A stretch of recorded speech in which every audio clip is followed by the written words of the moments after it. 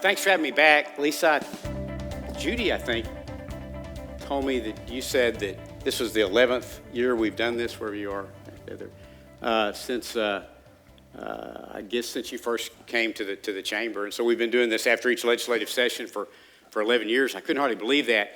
But I was thinking back when how the job in Austin, just kind of some inside stuff here, has changed so much since I first took office. I used to budget or schedule, a day and a half a week when we weren't in session. And that might be, coming to do something like this, or it might be Brent Baker getting on me about something we did wrong for Weatherford College, or reading some briefs, that we had to do, or it might be running down to Austin for a quick committee hearing or something like that we do in the interim. Now, everything has changed so much. I mean, Texas is, the 10th largest economy in the world, and frankly, it's the best place to live in the world today. I mean, if you want a job, unemployment's like 3.5%, or in San Antonio is like 2.4 or 5 right now. If you want a job, you can get it. If you want an education, you can get it. If you need health care, you can get it. There's just no better place to raise a family. And there's so much going on commerce-wise.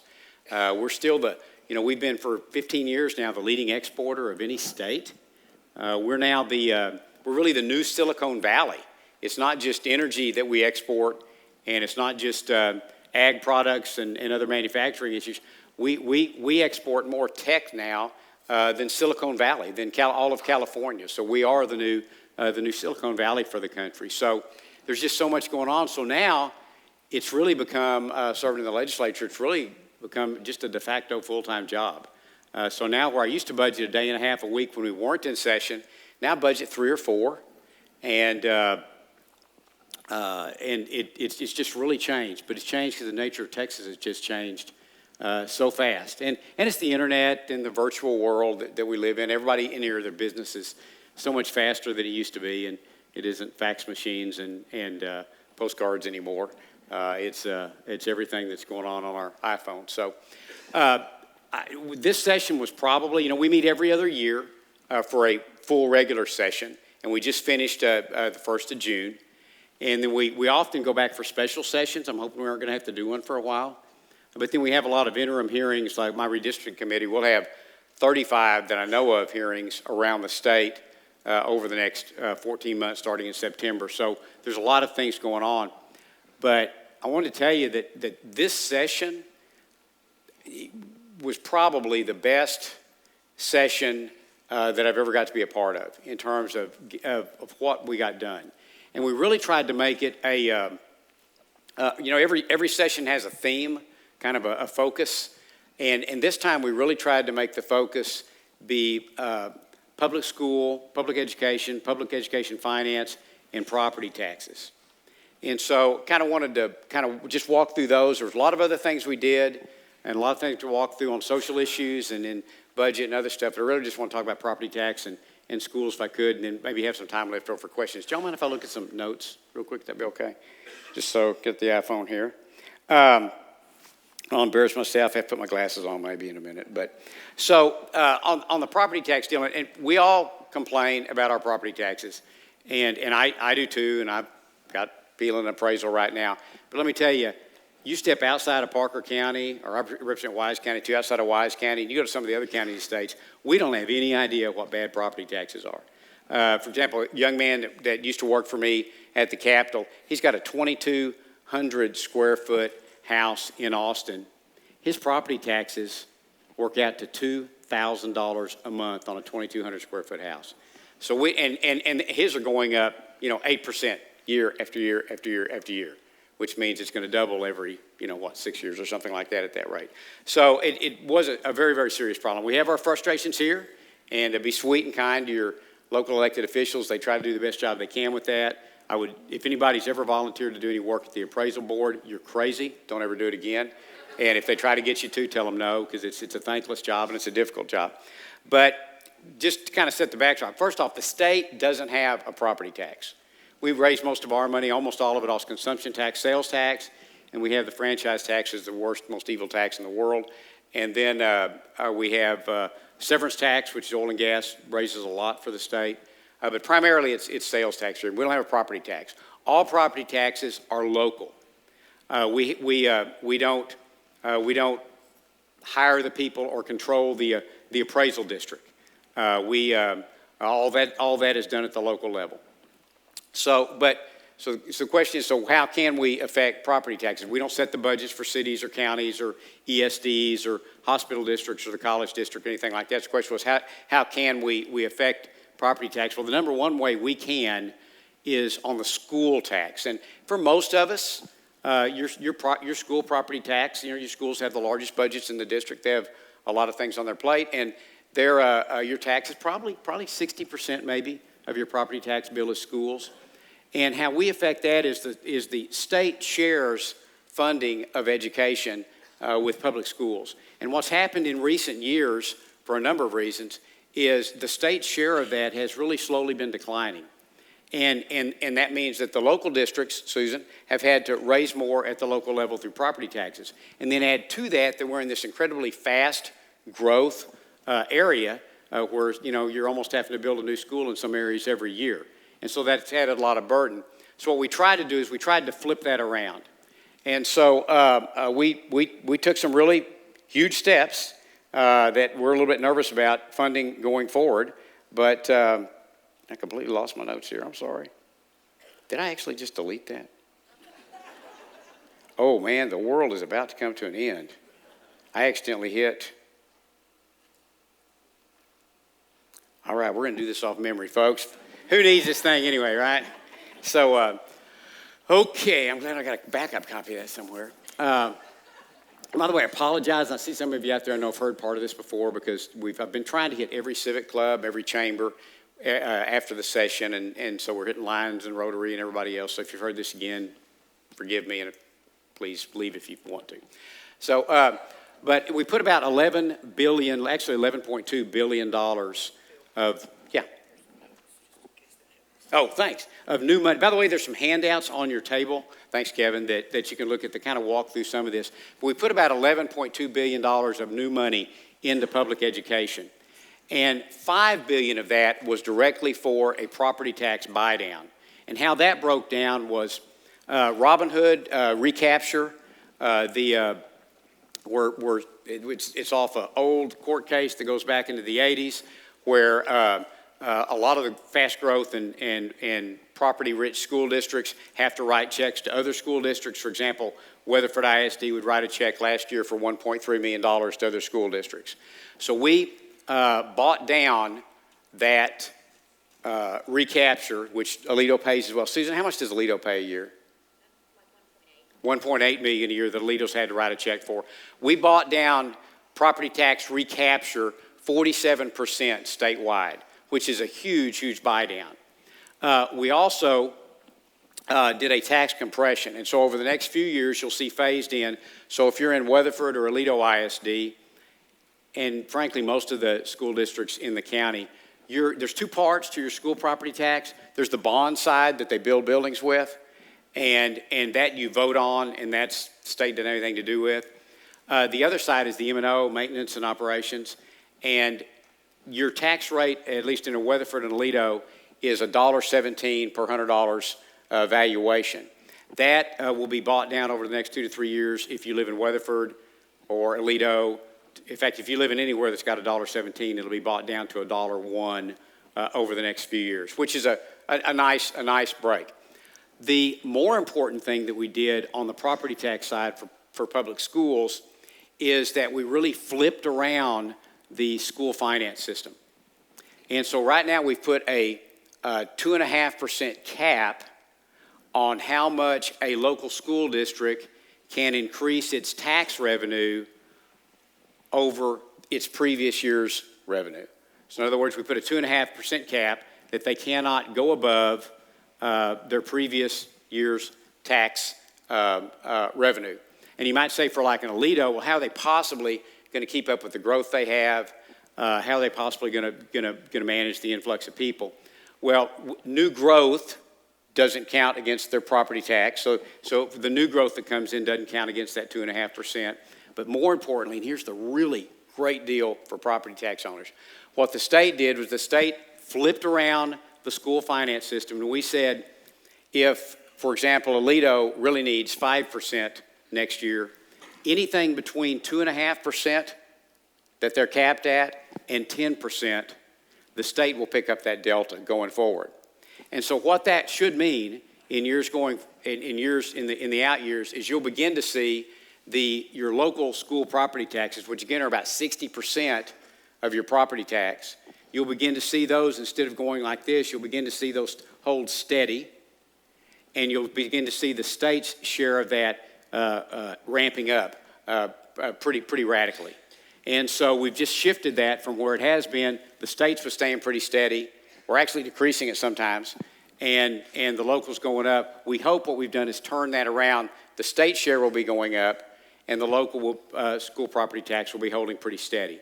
So that's really the huge change, particularly for districts like in East Parker County, where you've got so much growth, and those schools are just going to incur a lot of new costs going forward every year. For the other taxing entities, again, we don't set budgets for cities or counties. We don't set their tax rates or anything like that. What we did come in and do this time, though, is we did put a cap on how fast other taxing entities could grow as well. And so for your cities, your counties, your ESDs, they'll have a 3.5% cap. In other words, their tax revenues cannot increase next year more than 3.5% above what they were this year, which is pretty close to keeping up with inflation. Again, new construction doesn't count against that, so they get to absorb the new growth, and there's some other exceptions in there as well. But the hope is that that'll kind of slow that growth down a little bit too. That'll be hard for some districts. Again, that hasn't been such a problem in Parker County. Now, the appraisal side, the state, again, we don't do the appraisals. That's done at the local level. What the state requires is that, and what state law says is that properties be taxed at their full value. And then through the state comptroller's office, they have several different valuation models that the local appraisal district can use to do that. I don't care how you look at it, no matter how hard Larry and his group try, it is a very, very subjective process, and it makes it even harder in places like this. And in Aledo, when you put a house on the market and 2 days later they offer you more than you put it out there for, which drives those valuations up a lot too. But so we don't have a cap on that. We don't have a minimum or maximum. The state just requires that it be at full value. The reason we even say that is because we would have some school districts that would not be quite as honest as maybe our school districts would be. So since the share of state and local property taxes, since we share those, if we didn't have some standard out there, then you would have some districts say, hey guys, let's all get together and let's value our property really low so the state share will increase. Well, all that would mean is Parker County taxpayers were sending more money to the state, which we were sending to other school districts. And so that's why we have the valuation model. It's a very difficult thing. There's no easy way to deal with it. I've got my house up for appeal this time too. Probably a lot of you. How many people have appealed theirs? Okay. So a couple people have, which is interesting too. So another thing we did, we thought, okay, we don't set local budgets, and we don't want to set local budgets. We don't want to set local tax rates. We've put a bunch of new money into public education. We bought down the school property tax $5 billion, in addition to putting 6.2 of new money, I'll talk about in a minute, into public ed. So what were some other things we could do? Well, one, we don't deal with the appraisals, but we do hear a lot of complaints when people say, look, I appealed my appraisal last year, and I was able to get it down to this, maybe even went to court to do that on a commercial property. And then, Phil, they turned around. I get so many calls about this. They turned around the very next year when it came out, they appraised it at the same level or even more. Well, we made a little bit of a change in that. We changed the burden of proof, the standard that the appraisal districts have to reach to raise it back up. So let's say that Toby takes his business, challenges the valuation, and he's able to knock it down from $500,000 to $400,000. And then they come back and they appraise it the next year and they take it up to $550,000. The appraisal districts will no longer be able to do that just whimsically, which is basically the way they can do it now. Now they have to have clear and convincing evidence to support that. And under the law, clear and convincing evidence, I mean, it's just like, it's the highest standard, the highest burden of evidence that anybody has in a courtroom. So I think effectively what you've done, since we usually do 2-year evaluations around here, I think if you appeal your tax, your appraisal rather, if you go appeal that, then I think if 2 years later they were going to raise it back up, it's going to be very difficult for them to do that unless they've got clear and convincing evidence that's justified. So probably you're going to hold that rate now for 4 years, which is a nice deal. So also, don't ever let them talk you into going to annual appraisals. That's a really bad idea. You want to do appraisals every 2 years. Otherwise, you go through this every year, and it exponentially increases the rate that your properties increase. Another thing we looked at is what can we do is we wanted to try to make the process more transparent. And nobody's trying to hide anything, but it's a very complex system at the property tax and appraisal level. So we looked around, and there was a study done a couple of years ago on the 5 largest counties in Texas. And in those 5 largest counties, in 2017, 800,000 people appealed their property tax appraisal. 800,000 people in those 5 counties. But you know how many people turned up at the tax rate hearing for their county commissioners or their city councils or their school boards out of those 5 counties? 800,000 people appealed their appraisals. But your tax that you pay is based on the rate that the taxing entity sets applied to the appraisal, right? So the tax rate hearings are very important. You know how many people showed up at those hearings, which are posted and made public by your taxing entities? 30. 30 out of 5 counties. So obviously there's some communication issues there. People don't realize that opportunity is available to them. So Deborah, what we did, and we talked about this at lunch, we took, and there's some things about it in some of these handouts, but it'll take a year or so for the websites to get developed. But there will be a website that you'll be able to go to. And you'll be able to type in, Kirk Martin can type in his and Angie's address. And have you seen the mansion they live in? I mean, it's like, you know what justices of the peace make and everything. But they'll be able to type in the address at their Ponderosa, and it'll pull up on the screen. And on that screen, it will tell them what the no new tax rate would be. Because what happens, they don't have to, an entity doesn't even have to raise your tax rate. If your appraisals have gone up, you're going to pay more taxes, right? More property taxes. And so we've put in there what the no new revenue tax rate would be. So you can look and see that if your appraisal went up, what the tax rate would be to establish to create a no new revenue rate for you or for your district. You'll also be able to look at what the proposed tax rate is by that taxing entity. You'll be able to look, it'll give you other information relative to the taxes on your property. It'll even show you how each member of that council or commissioner's court has voted for that tax rate. And then it'll also show you when and where the tax rate final hearing will be so that you can go to it. And it'll be that for every taxing entity. You'll be able to click on the icon of Weatherford ISD, of ESD number 2, of Weatherford College, whatever.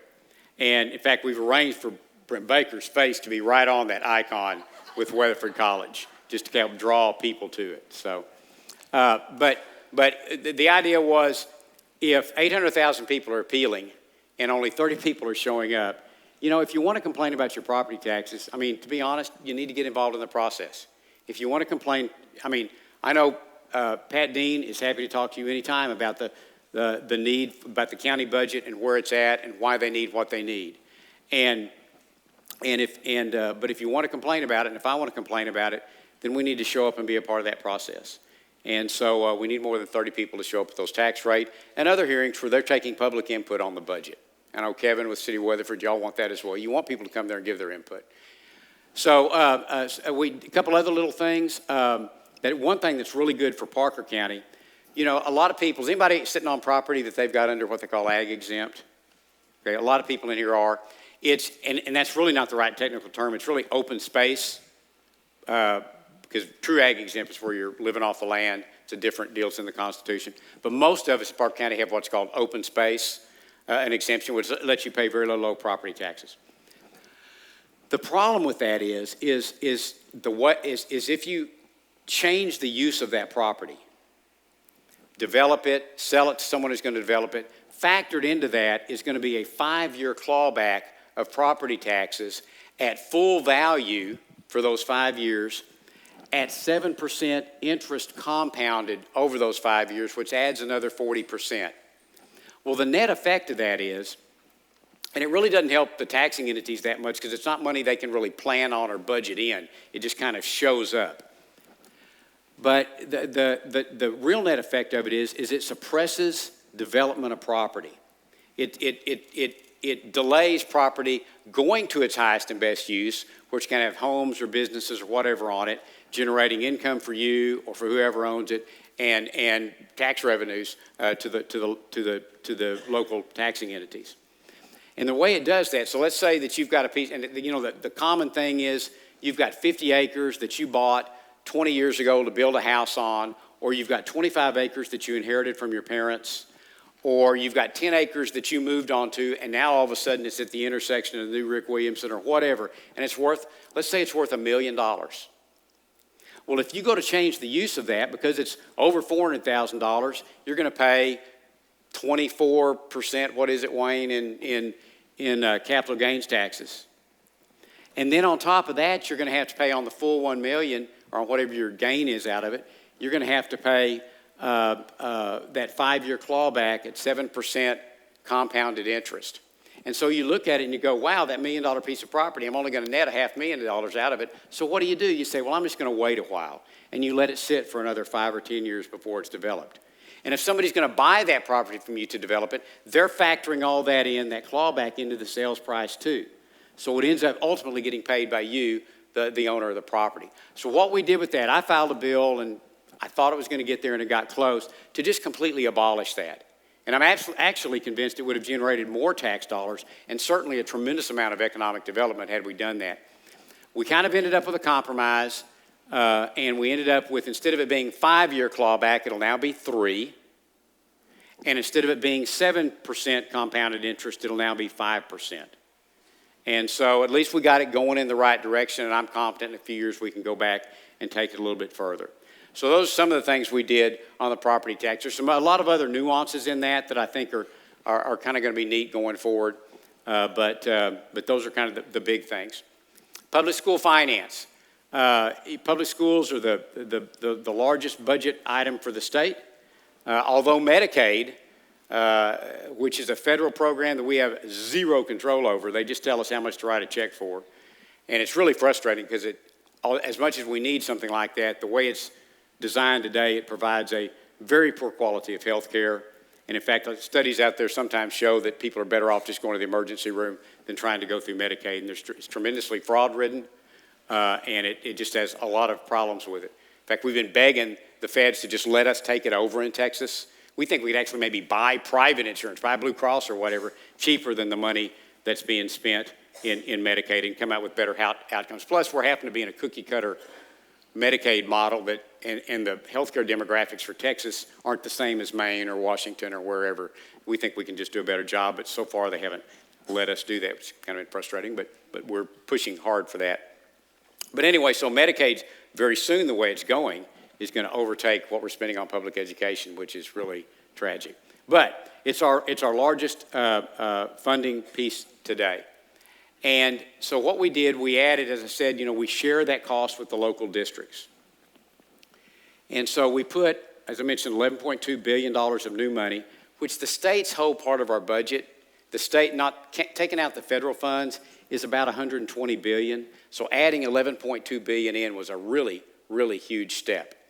But we put $6 billion of that, $5 billion went to property tax buy down, the other $6.2 basically went, $2 billion of it went to teacher and other school employee compensation.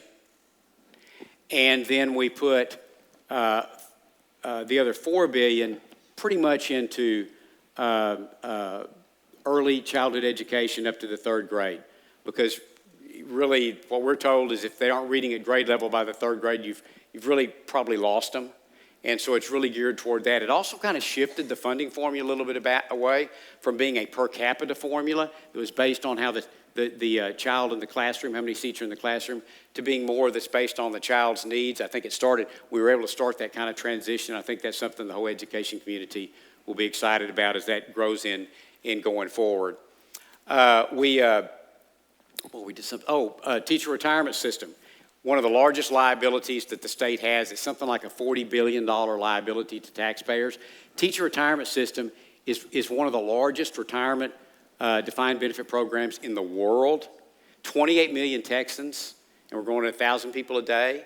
28 million Texans, and 1 in 20 people are members of the teacher retirement system. They or someone in their husband, wife, whatever. In fact, how many people in here today are members of the teacher retirement system? Raise your hands. Okay, there aren't as many here. This is a small business group, so it's a little bit different demographic. But 1 in 20 Texans are a member of that. Well, it had become actuarially unsound, which meant that it was a tremendous risk to all of us to have to pay for it. And so we took $670 million and infused that into the teacher retirement system and brought it back again up to where it's actuarially sound. And to prevent that from happening in the future, the state increased, just like most employers, they put part of the money into the 401 for their employees, or the city of Weatherford pays into the Texas Municipal Retirement System, part for their employees do the rest of it. The state pays into the teacher retirement system. And to avoid this happening again in the future, we increased, going forward, the state's contribution to teacher retirement by 29%. So we hope that is shored up for a long time to come, because a lot of people are relying on it, and you don't want to have to pay it if it goes under. So let me see. We're also on schools, just a couple quick other things. We did do summer form and STAR testing. If it's my world, we would not have any high-stakes testing, but it's just so churned in at the federal and state level and really turned into kind of a bureaucratic level. It's very hard to pull away from. I'd much rather trust Susan and her team to decide with parents and teachers what the right testing models are to gauge kids. And parents are really good about knowing if schools are doing a good job too.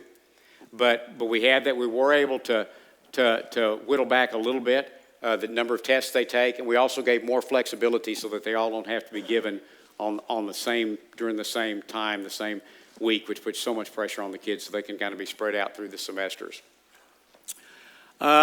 Susan, I'm leaving out a couple of things. You think of anything else? I'm winging it here now. That's pretty good. Okay. School safety. We did put a lot of money into school safety this time. It is a huge priority for the state. There's really kind of 3 parts to that.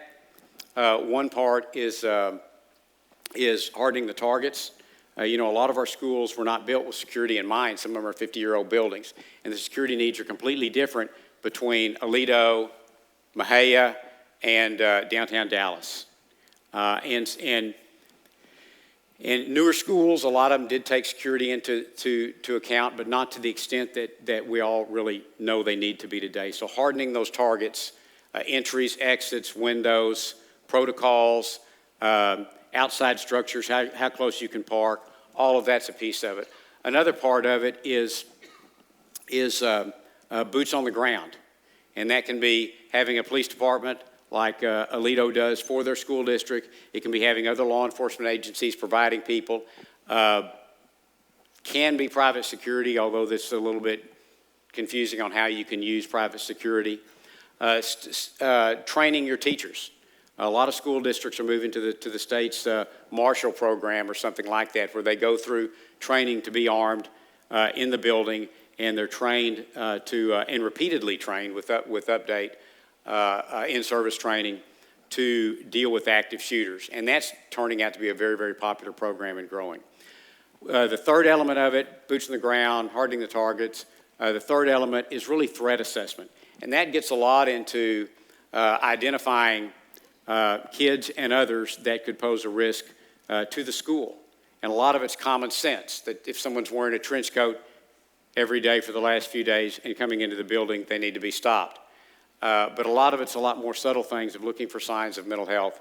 We put a lot of money into providing training and assistance for mental health assessments, not trying to turn our schools, we got a lot of concern from folks that they thought we were going to be doing psychological assessments and tagging kids with certain things, and that's not at all what it's about. It actually goes back to Columbine. After Columbine, well, the Secret Service has always done threat assessments for government officials, and they're the best in the country at that. After Columbine, they were asked to come in and help develop a threat assessment model identifying mental health and other threat issues for schools, and they did that. And now there's a lot of programs like that out there. What we found is most school districts weren't aware of those different tools that were out there and others. And so we put it was HB 10, SB 10, and it was a very controversial bill because I think a lot of people misunderstood it. But think of it a lot like your school nurse that you had when we grew up. That school nurse sometimes might see a child and call them into the classroom because they saw something that was a concern, or a teacher might say, hey, would you visit with this child? I'm concerned. And if the nurse found a concern, they would then contact the family and try to, usually the family would then go to the physician, take care of them themselves. Otherwise, the family would, if there wasn't a family, that the nurse would then try to help them get health care assistance from some other source. This is basically the same thing.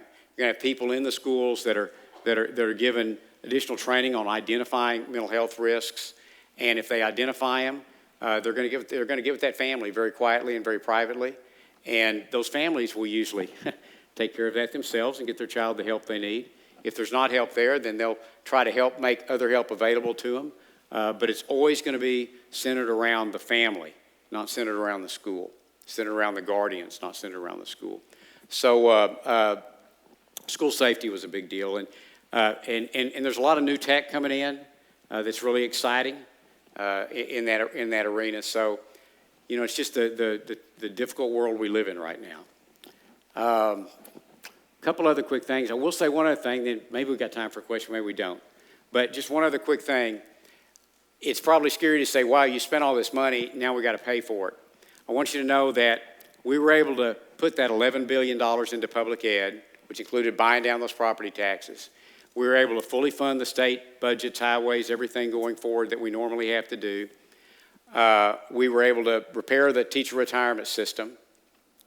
We were able to do that and only increase our budget over the budget 2 years ago, when you factor in inflation and population growth, by 1.5%. And in fact, even if you don't factor in population growth and inflation, we are only 4% above the budget we had 4 years ago in real dollars. So, and by the way, we also left $12 billion, which is about 10%, in the state reserve fund in case we have Hurricane Harvey again. And by the way, in addition to all that, we had to put almost $4 billion of new money into Hurricane Harvey remediation repairs. And so all of that we're able to do and hold that budget down very, very well. So it was a really good fiscal year for the state, and hopefully a great fiscal year for schools, and hopefully y'all will really begin to see some assistance on the property tax side too. We do have about 5 minutes. We haven't answered a question on anything, because anything at all? Anybody? Yeah. Oh, hi, Deborah. Do you expect Bonham to be back in his role? Okay, Dennis Baden is our Speaker of the House. Joe Strauss had been the Speaker for the last 10 years.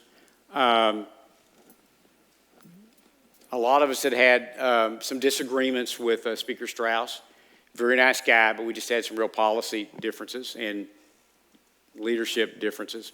I actually filed against him to run in this last time, and ultimately there were about 5 of us that entered in the race. Dennis Baden became Speaker. Dennis is a good guy and a good friend, and he, I think, did an outstanding job. He has tremendous administrative and leadership skills, and I think the reason that we were able to do some of the things we've talked about today were because Dennis did a good job. And so I think the Speaker of the House, the most difficult job in the state as far as the statewide officials, because he's always only 1 vote away from being removed from office, because we can do that at any time. and because you have to keep this balance between, I mean, there's 83 Republican, well, there's 76 as a majority out of the 150 in the Texas House. We only have 83 Republicans. And so it is constantly a delicate balance between the R's and the D's, the liberals and the conservatives, the libertarians and the far, far crazy left people, and which we have more and more of, and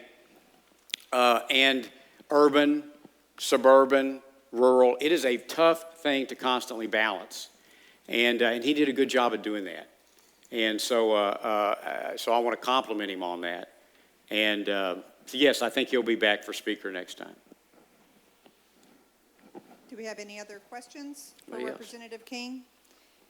I would like to thank you, Representative King, for helping the chamber with our amendments for SB 29. The lobbying That for was I never remember the numbers. Municipalities and school districts can't be members of a chamber.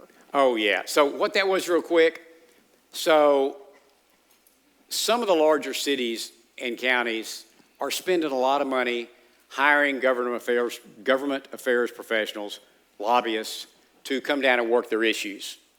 And there's a lot of issues about whether taxpayer dollars should be spent to do that. The other side of it is, and there was a bill that almost passed and did finally pass in one form, to abolish that. The problem was, if you abolish that, the big cities and big counties would still be able to do it just by hiring internal staff to do that. They would just hire those same people they contracted with internally because they got a lot of money to do that with. It would have completely, if we had done that, then Parker County and all our smaller and suburban rural counties and cities would have just been completely overwhelmed because we're constantly competing for transportation dollars and other things. For me, I'm all you got on the floor for Parker County and for Wise County. They've got 15 state reps in Tarrant County. Houston has 24 state reps. So we're constantly competing for those. And the way the bill was written, it would have prevented the chamber from even being coming and talking to me about legislation because they're a member of the Texas Association of Business, and that group hires governmental affairs people. It would have prevented the city of Weatherford from being a member of your chamber. It was just a really bad bill. And so we were able to do what really needed to be done, was just put disclosure in there. And so what it says now, if a government entity's hiring professional lobbyists to come down and work, sometimes against the taxpayer's interest, then that has to be disclosed as a line item in their budget, who they hired, how much they paid them, and what they hired them to work on. And then let those local voters make the decision of whether that's really what they want Houston to do. So that's what that was about. But it was a real mess because it was going to prevent the city of Weatherford, the city of Aledo from being a member of the chamber. It was going to prevent the chamber from coming down and visiting with us if you stayed a member of TAB. It would have prevented your county tax assessor collector, who's required by statute to get training from their professional association. They couldn't have been a member of that professional association because it has governmental affairs people that report back to them what's going on in Austin. It is just a big mess. So thank you, but it was a good cause. Thank you. And thank you, Representative King. Thank you. You might go down there. Thanks. Thank you so much.